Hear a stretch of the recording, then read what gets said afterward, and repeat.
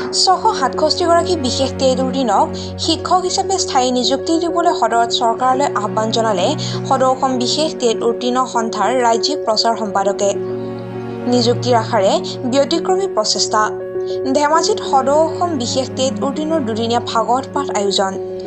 সৰ্বশিক্ষা অভিযানৰ অধীনত বিভিন্ন শিক্ষামূলক কাৰ্যক্ৰমত শিক্ষাকৰ্মী, স্বেচ্ছাসেৱক আদি হিচাপে কৰ্মৰত 667গৰাকী বিশেষ টেট-উত্তীৰ্ণক চৰকাৰে শিক্ষক হিচাপে স্থায়ী নিযুক্তিৰ আশাত ধেমাজিত আয়োজন কৰিছে দুদিনীয়া ভাগৱত পাঠ কাৰ্যসূচী। সদৌ অসম বিশেষ টেট-উত্তীৰ্ণ সন্থাই ধেমাজি তিনিআলি এৰাধলস্থিত শ্ৰীমন্ত শংকৰদেৱ সংঘৰ ধেমাজি নগৰ প্ৰাথমিক শাখা নামঘৰত অহা 5 আৰু 6 মে'ত দুদিনীয়াকৈ ভাগৱত পাঠ আয়োজন কৰি চৰকাৰৰ বৰ্তমান নিযুক্তি প্ৰক্ৰিয়াত বিশেষ টেট-উত্তীৰ্ণ ৰাজ্যৰ এইসকলে স্থায়ী নিযুক্তি লাভৰ বাবে ভগৱানৰ ওচৰত সেৱা অৰ্পণ কৰিবৰ হেতু এই আয়োজন বুলি সদৌ অসম বিশেষ টেট-উত্তীৰ্ণ ভাগৱত পাঠ উদযাপন সমিতিৰ সভাপতি কমল পাঠক আৰু সম্পাদক ৰাতুল হাজৰিকাই জানিবলৈ দিয়াৰ লগতে স্থায়ী নিযুক্তি দিবলৈ আহ্বান জনায়। উল্লেখ্য যে ৰাজ্যখনৰ সৰ্বশিক্ষা অভিযানৰ সহযোগী শিক্ষা মিত্ৰ, জ্যোতি কেন্দ্ৰ, আৱাসিক বিশেষ প্ৰশিক্ষণ কেন্দ্ৰ, কস্তুৰবা গান্ধী বালিকা বিদ্যালয়, ID আদিত কৰ্মৰত শিক্ষাকৰ্মী আৰু স্বেচ্ছাসেৱীৰ বাবে 2021 চনত চৰকাৰে এক বিশেষ টেট পৰীক্ষা অনুষ্ঠিত কৰিছিল। এইসকলৰ 14,756গৰাকী বিশেষ টেটত অৱতীৰ্ণ হোৱাৰ ভিতৰতে মাত্ৰ 667গৰাকীহে উত্তীৰ্ণ হ'বলৈ সক্ষম হৈছিল। লক্ষণীয়ভাৱে তেতিয়াৰে পৰা শিক্ষামন্ত্ৰী তথা বৰ্তমানৰ বিজেপিৰ মিত্ৰজোঁটৰ মুখ্যমন্ত্ৰী ডক্টৰ হিমন্ত বিশ্ব শৰ্মাই এইসকলক বিশেষ টেটত উত্তীৰ্ণ হোৱাৰ লগে লগেই নিযুক্তি দিয়া হ'ব বুলি প্ৰতিশ্ৰুতি দিয়াৰ পাছতো আজি কোপতি নিযুক্তিৰ পৰা বঞ্চিত হৈ আছে। আমি 2003 চনৰ পৰা সৰ্বশিক্ষাৰ বিভিন্ন কম্পোনেণ্টত আমি বিভিন্ন সময়ত শিক্ষাৰ জগতলৈ সেৱা আগবঢ়াইছিলোঁ চৰকাৰৰ আহ্বানত, আৰু সেই সেৱা আগবঢ়োৱাৰ নিমিত্তে এটা সময়ত আমাৰ দুৰৱস্থাৰ কথা উপলব্ধি কৰি বৰ্তমানৰ মুখ্যমন্ত্ৰী, তেতিয়াৰ শিক্ষামন্ত্ৰী সন্মানীয় হিমন্ত বিশ্ব শৰ্মাৰ নেতৃত্বত আমাৰ বিশেষ টেট অনুষ্ঠিত কৰিছিল।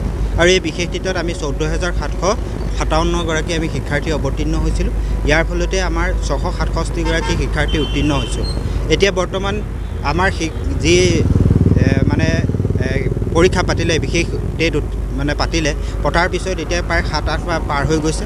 7-8 মাহ পাৰ হৈ যোৱাৰ পাছতো চৰকাৰে আমাৰ পক্ষে কোনো সিদ্ধান্ত নোলোৱাত আমি যি আমি ত্যাগ স্বীকাৰ কৰিছিলোঁ, তেতিয়া আমি দুখিত হৈছোঁ। এতিয়া বৰ দুখিত হৈছোঁ যে চৰকাৰে আমাৰ পিছত পতা যি টেট পাতিছিলে, জেনেৰেল টেট, তেওঁলোকক নিযুক্তিৰ ব্যৱস্থা কৰিছে, কিন্তু আমাক যি বিশেষ টেট আমি চৰকাৰ খণ্ডলৈ যি ত্যাগ স্বীকাৰ কৰি পেলাই আমাৰ সেৱা অৱদান আগবঢ়াই থৈছিলোঁ, তাৰ পৰিপ্ৰেক্ষিতত আমাক আগতীয়াকৈ টেট পাতিও আমাক আজিলৈকে নিযুক্তি নিদিয়াত আমি বৰ দুখ প্ৰকাশ কৰি যাতে আমাৰ নিযুক্তি চৰকাৰৰ দৃষ্টিত ঠাই পায়, তাৰ পৰিপ্ৰেক্ষিতত আমি ধেমাজিস্থিত আমাৰ শ্ৰীমন্ত শংকৰদেৱ নগৰ নামঘৰ প্ৰাথমিক শাখাত এভাগী ভাগৱত সেৱাৰ আয়োজন কৰিছোঁ। এই ভাগৱত সেৱা আমাৰ দুদিনীয়া কাৰ্যসূচীৰে আয়োজন কৰা হৈছে 5 আৰু 6 মে'ত। গতিকে আমি এই কাৰ্যসূচীত সকলো আমাৰ বৈষ্ণৱ ভকতক আমি অংশগ্ৰহণ কৰিবলৈ এই প্ৰেছ বিজ্ঞপ্তিৰ জৰিয়তে অনুৰোধ জনাইছোঁ, আৰু চৰকাৰক দৃষ্টি আকৰ্ষণ কৰিব বিচাৰিছোঁ যাতে আমাৰ সমস্যাটো তেওঁলোকে উপলব্ধি কৰি আমি যি ত্যাগৰ সেৱা আগবঢ়াইছিলোঁ, এই সেৱাক স্বীকৃতি দি আমাক যাতে পুনৰ মানৱ সেৱা গঢ়াত আমাক নিয়োজিত কৰায়, তাৰ বাবে চৰকাৰৰ প্ৰতি সেৱা ধৰি কৰজোৰে প্ৰাৰ্থনা জনাইছোঁ। আমি ভাগৱত পাঠ এইটো কাৰণে আগবঢ়াইছোঁ যে আমি ত্যাগৰ বিনিময়ত আমি আজ বৰ্তমান একো নাই পোৱা। গতিকে ভগৱানৰ দৃষ্টিত হয়তো ক'ৰবাত আমি ভুল কৰিছিলোঁ। আমাৰ এই বাধা বিঘিনি যাতে দূৰ হৈ চৰকাৰৰ দৃষ্টিত যাতে আমি অনতিপলমে নিযুক্তিৰ স্থান পাওঁ, তাৰ কাৰণে আমি এই ভাগৱত পাঠৰ ব্যৱস্থা কৰিছোঁ।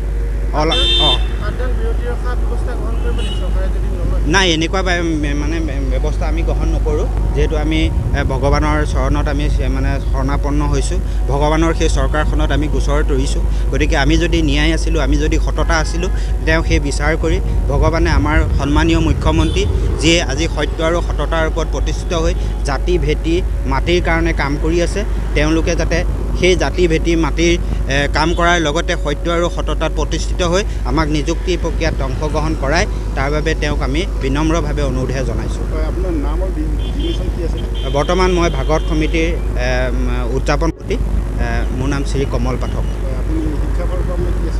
শিক্ষাফালৰ পৰা মই DLEDৰ সম্পূৰ্ণ টেট পাছ কৰাৰ যিখিনি আমাৰ শিক্ষকতাৰ যোগ্যতা, এইখিনি সম্পূৰ্ণ মই শেষ কৰিছোঁ, আৰু লগতে মই স্নাতক।